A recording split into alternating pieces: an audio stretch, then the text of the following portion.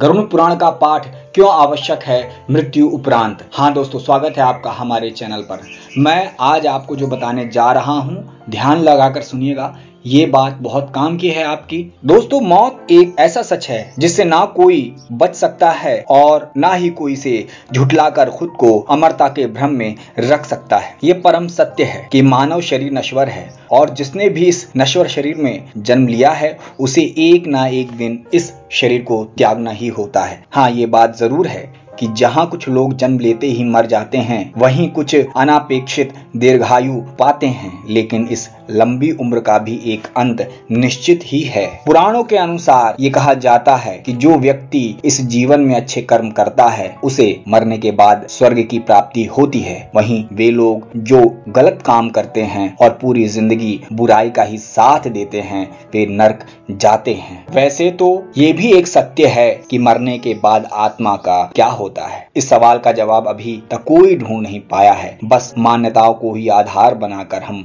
बातों को स्वीकारते और नकारते हैं, और इन्हीं मान्यताओं के अनुसार मनुष्य की मृत्यु के बाद कुछ रीति रिवाजों का पालन किया जाता है, जिनका उद्देश्य आत्मा को बिना किसी परेशानी के उनके निर्धारित स्थान तक पहुंचाना होता है। इन्हीं सब रिवाजों में से एक है गरुड़ पुराण का पाठ। बहुत से लोग इस बात से पूरी तरह बेखबर हैं कि आखिर मौत के बाद गरुड़ पुराण का पाठ क्यों किया जाता है। अगर आप इन्हीं लोगों की श्रेणी में हैं तो हम आपको इसका कारण बताते हैं। गरुड़ पुराण दो भागों में विभाजित है। पहले भाग में श्री हरि के स्वरूपों का वर्णन है और दूसरे में जीवन मरण को बताया गया है। इस भाग में शरीर को त्यागने के बाद आत्मा के साथ क्या होता है इसका भी जिक्र है। जन्म, मृत्यु, श्राद्ध आदि के महत्व को भी इसी भाग में दिखाया गया है। ऐसा माना जाता है कि अगर मौत के बाद गरुड़ पुराण पढ़ी जाए तो मृत व्यक्ति की आत्मा को शांति और धरती के बंधन से मुक्ति मिलती है। परिवार में किसी की मौत के पश्चात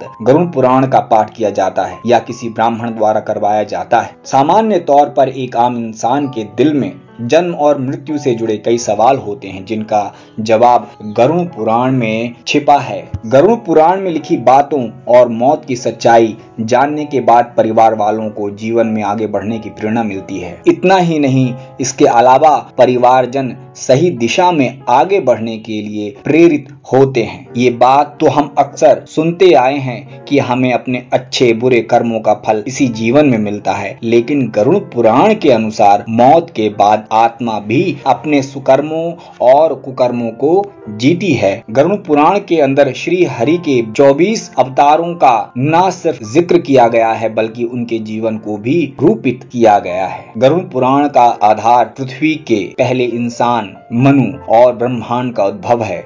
इसके अलावा गरुड़ पुराण शिव पार्वती के संबंध, सूर्य मंत्र, सरस्वती, इंद्र आदि का संकलन है। तो दोस्तों, आशा करता हूँ गरुड़ पुराण का विज्ञान आपके अनुभव में आ गया होगा।